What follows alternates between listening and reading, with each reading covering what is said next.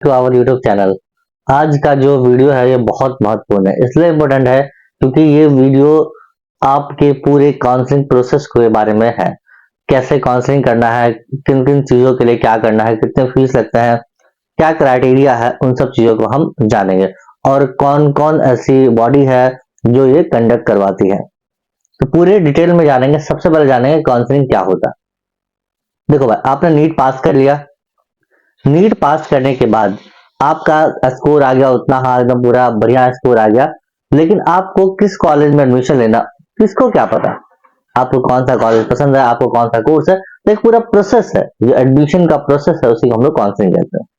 तो काउंसलिंग की बात करें अगर हम, किन किन काउंसलिंग जो है वो किन किन कोर्सेज के लिए है, तो सबसे पहले ना एमबीबीएस, बीडीएस और बीएससी नर्सिंग, ये कई ऐसे कोर्सेज हैं नीट के बाद आपको कॉलेजेस मिलेंगे।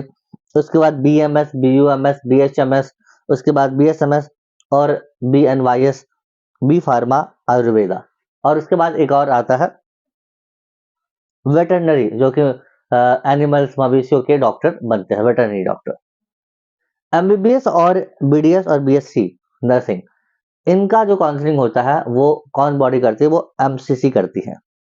ठीक है, एमसीसी दो तरीके से होता है, एक स्टेट कोटा और एक ऑल इंडिया कोटा।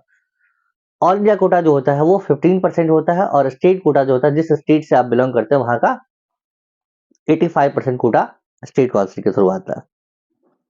उसके बाद BMS, BUMS, BHMS, BSMS, BA nursing और बी फार्मा आयुर्वेदा, ये आयुष जो है, आयुष मंत्रालय वो करती है इसका काउंसलिंग सारे गवर्नमेंट कॉलेजेस के लिए। ठीक है, बीएससी नर्सिंग और बी फार्मा आयुर्वेदा जो है वो गवर्नमेंट कॉलेज के थ्रू ही होता है। वेटरनरी वाला जो है वो वीसीआई करती है। अब आता है, अगर आपके नंबर है हाई कट ऑफ, जो काउंसलिंग का जो प्रोसेस स्टार्ट होता है वो किससे, हाई कट ऑफ वाले एमबीबीएस और बीडीएस।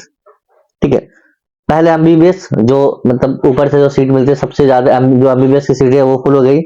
उसके बाद बीडीएस, और बीडीएस के इक्विवेलेंट जो है बीएमएस और बीबीएस एससी, ये जो है आपका, अगर मान लीजिए कोई कट ऑफ इतना है तो उसका बीडीएस का और बीएमएस का लगभग कट ऑफ सेम रहता है। उसके बाद सेम इसी तरह से बीयूएमएस, बीएसएमएस का जो है और बीएचएमएस और बीएससी नर्सिंग का कट ऑफ लगभग सेम होता है। ठीक है, बीयूएमएस और बीएसएमएस का जनरल, ये साउथ में बहुत सारे कॉलेजेस है, इसलिए साउथ के लोग जो वहां पर ज्यादा इसको प्रेफर करते हैं। बी फार्मा आयुर्वेदा और बीएनवाईएस, ये उसके बाद के प्रोसेस है।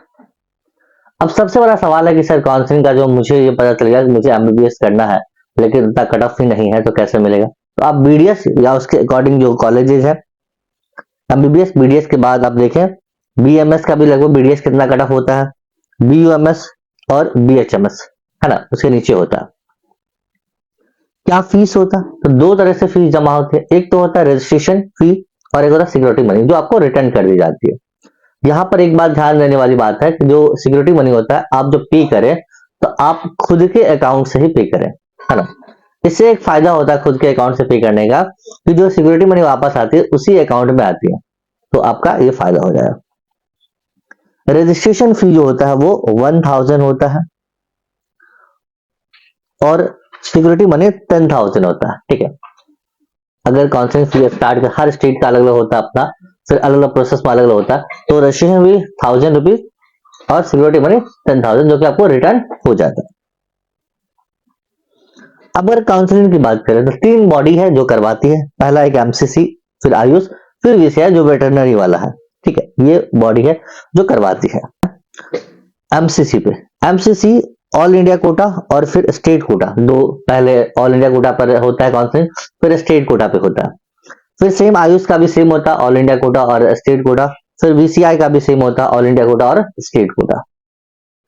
अगर हम फीस की बात करें, ऑल इंडिया कोटा का 1000 रुपीज क्या होता है, रजिस्ट्रेशन फी है, और 10,000 आपका जो है वो क्या है, वो आपका सिक्योरिटी मनी है। स्टेट में जो है 1000 जो आपका मनी है, कौन सा रजिस्ट्रेशन फी है वो तो रहेगा ही, लेकिन स्टेट वाइज अलग अलग हो सकता है, 20 से 30,000 के बीच में उसका सिक्योरिटी मनी होता है।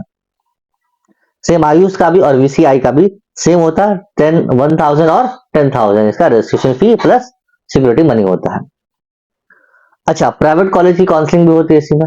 है ना। मान लीजिए आपको गवर्नमेंट कॉलेज नहीं मिला, फिर प्राइवेट कॉलेज में आप एडमिशन लेना चाहते हैं, तो प्राइवेट कॉलेज में अगर एमसीसी के थ्रू जा रहे हैं तो आपको 5,000 रजिस्ट्रेशन फी और 2 लाख के आसपास जो है वो सिक्योरिटी मनी आपको पे करना होता है। आयुष में 5,000 प्लस 50 लाख 50,000, उसके बाद वीसीआई में 1,000 प्लस 50, ये जो है आपका ये 1 रजिस्ट्रेशन फी है और प्लस जो है वो आपका सिक्योरिटी मनी है। कैसे शुरुआत होता है ना, शुरू कैसे होता है काउंसलिंग, कैसे क्या चीजें होती है उस पर हम जानेंगे।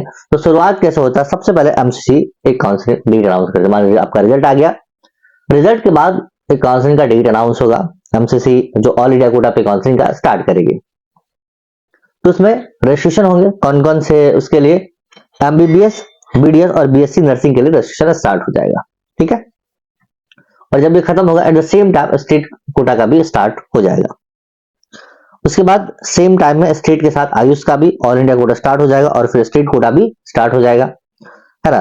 वेटनरी का भी सेम ऑल इंडिया कोटा और स्टेट कोटा भी स्टार्ट हो जाएगा सेम टाइम में। अब देखिए कि काउंसलिंग का प्रोसेस क्या है, क्या प्रोसेस रहेगा काउंसलिंग का। तो सबसे पहले रजिस्ट्रेशन होगा, है ना। रजिस्ट्रेशन होगा कि हम रजिस्टर्ड कर रहे हैं कि हमने इतना नंबर लाया है। उसके बाद राउंड 1 की बात कर रहा हूं मैं, चॉइस फिलिंग। चॉइस फिलिंग क्या है, चॉइस फिलिंग का मतलब preference of colleges. Preference of colleges का मतलब मुझे ये कॉलेज पसंद है, मैं ये कॉलेज को सीक्वेंस वाइज, अच्छा वो कॉलेज आप प्रेफर करेंगे जो आपको लगा कि अच्छा इसमें मिल सकता है एडमिशन, तो चॉइस फिलिंग में वो कॉलेज आप डालेंगे। उसके बाद चॉइस लॉकिंग, फिर राउंड खत्म हो गया, ये चॉइस लॉक हो गया, फिर राउंड 2 का काउंसलिंग स्टार्ट होगा। सेम प्रोसेस है, ठीक है।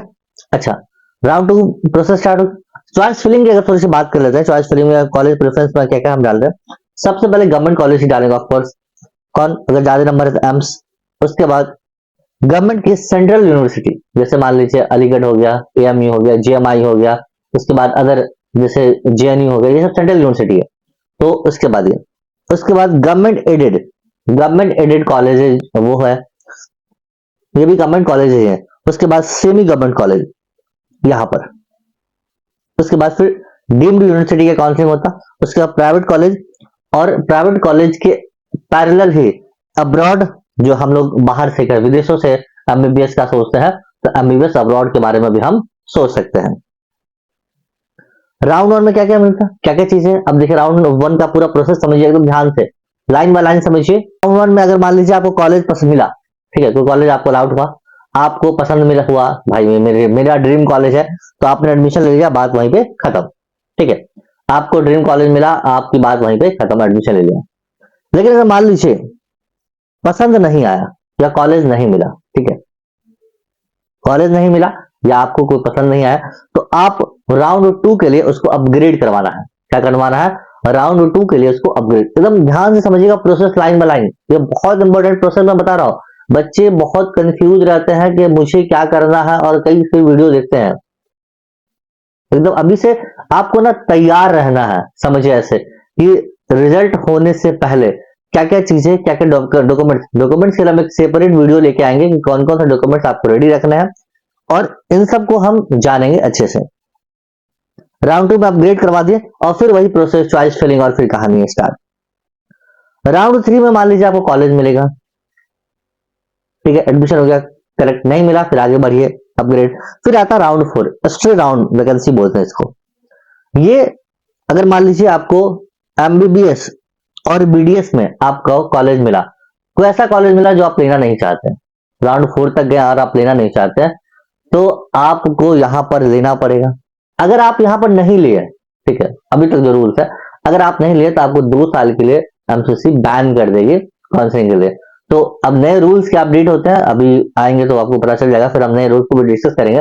मैं पुराने रूल्स की बात कर रहा हूं, तो आपको यहां पर बैन कर दिया जाएगा। तो ये पूरा कंप्लीट प्रोसेस है किस चीज का, ये काउंसलिंग का। क्या क्या है देखिए, आपको ध्यान से कि चीजों को हमने देखा कि कैसे कॉलेज मिलेगा कैसे नहीं मिलेगा, ठीक है, कौन कौन कॉलेज से कट ऑफ वाइज हम कॉलेज सेलेक्ट करेंगे, फिर उसके बाद हम जाके काउंसलिंग की तरफ आगे बढ़ेंगे। आई होप कि आपको ये वीडियो अच्छा लगा हो तो लाइक सब्सक्राइब करना बिल्कुल भी ना भूलें।